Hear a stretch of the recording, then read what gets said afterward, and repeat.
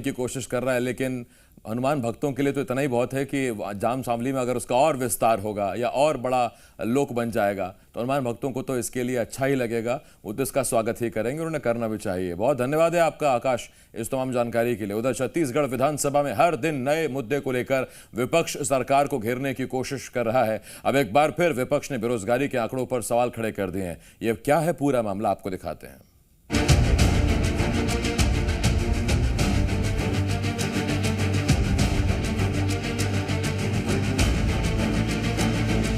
आज छत्तीसगढ़ विधानसभा की कार्यवाही शुरू होते ही सदन का माहौल गर्मा गया।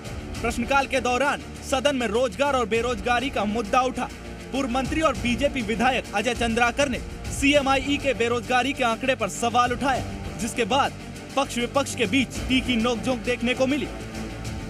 और हम एक प्राइवेट सर्वे के रिपोर्ट में बहस कर सकते हैं यहाँ,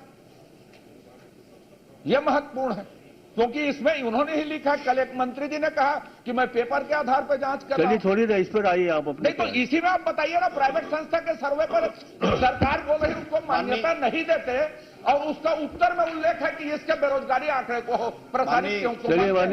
मुख्य विषय जानने का यही है कि जिसको मान्यता नहीं देती है सरकार, क्या उसको बार बार उल्लेख कर सकती है क्या? हम उसमें बहस कर सकते हैं क्या?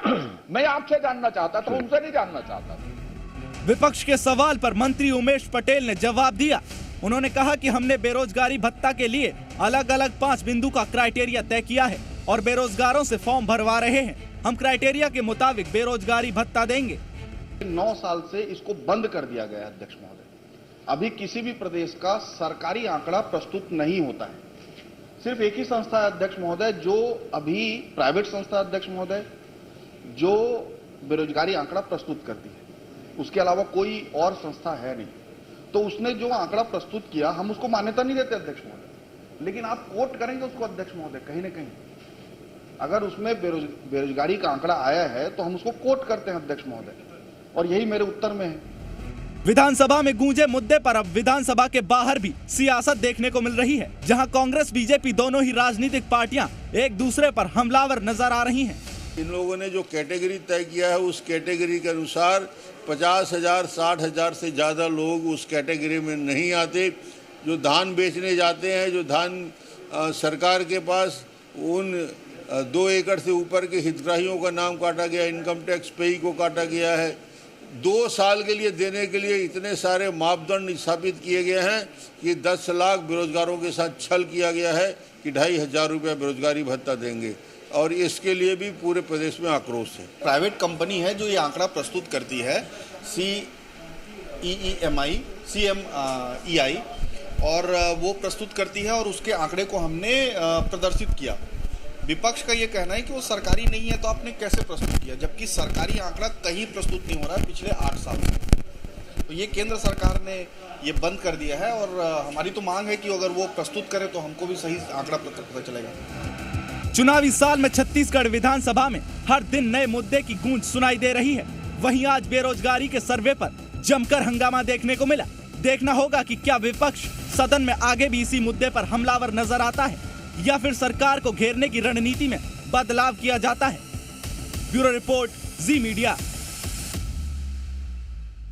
सत्यप्रकाश, जी मीडिया संवाददाता, इस वक्त इस बड़ी खबर पर हमारे साथ जुड़ रहे हैं। सत्या, बेरोजगारों के लिए रोजगार जितना मुश्किल है हासिल करना, उतनी ही कठिन सियासत इस पर नजर आ रही है। कांग्रेस कह रही है कि एक संस्था है जिसके आंकड़े बताते हैं कि बेरोजगारी कम है और हम ईमानदारी से बेरोजगारी भत्ता देना चाहते हैं। बीजेपी कहती है आप खुद कंफ्यूज हैं कि उस संस्था को माने कि ना माने, वो प्राइवेट संस्था है, और साथ ही बेरोजगारी के आंकड़े और बेरोजगारों के आंकड़ों पर भी घमासान। देखिए आसिफ, आज प्रश्नकाल के दौरान इस विषय पे चर्चा सुनकर और देखकर तो ये भी लगा कि उतना ही मुश्किल है सरकार के लिए इस पर जवाब भी देना कि आखिर छत्तीसगढ़ में कितने पंजीकृत बेरोजगार जो हैं, उसमें से कितने लोगों ने रोजगार ले लिया है। क्योंकि जो उमेश पटेल जो इस विभाग के मंत्री हैं, उनका जब प्रश्नकाल के दौरान भाजपा के विधायक अजय चंद्राकर ने प्रश्न पूछा, तो उस दौरान जो उनका उत्तर आया उमेश पटेल का, उसमें उन्होंने स्पष्ट तौर पे कहा कि आधार कार्ड जो है वो मैंडेटरी नहीं है, और जब तक कि आधार कार्ड मैंडेटरी नहीं और किसी सुप्रीम कोर्ट के आदेश का उन्होंने हवाला दिया। तो ऐसे में ये मालूम नहीं पड़ पाता है कि जिन्होंने रजिस्ट्रेशन कराया है रोजगार के लिए पंजीयन कार्यालयों में, उसमें से किसने रोजगार पा लिया और किसने रोजगार नहीं पाया। मसलन अगर हम कहें तो अभी फरवरी तक के, मतलब फरवरी 2023 तक के जो आंकड़े हैं पंजीयन कार्यालय में बेरोजगार युवाओं के पंजीयन कराने वाले जो लोग हैं उनके, वो 18 लाख से ज्यादा है।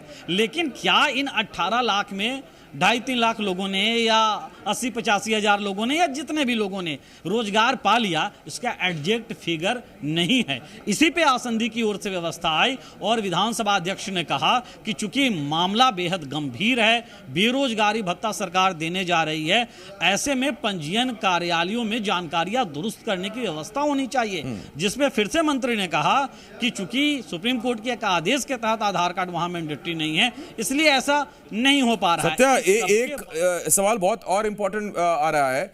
ऐसे युवा जिन्होंने खुद को बेरोजगारी के लिए पंजीकृत नहीं कराया कार्यालय में, क्या वो इस योजना के पात्र होंगे? क्या वो जो 5 बिंदु तय किए गए कि 2.5 लाख से ऊपर इनकम नहीं होनी चाहिए, उसमें ये भी एक बिंदु है क्या? क्योंकि वो संख्या भी तो कुछ ना कुछ होगी ना जिन्होंने खुद को पंजीकृत नहीं कराया। देखिए, रोजगार कार्यालय में पंजीयन कराया है या नहीं कराया है, अब तक जो जानकारी आई है ऐसी कोई क्राइटेरिया नहीं रखी गई है। 5 बिंदु रखे गए हैं। उन 5 बिंदुओं में यह है कि आय सीमा 2.5 लाख से नीचे होनी चाहिए परिवार की, परिवार में सरकारी नौकरी नहीं होनी चाहिए।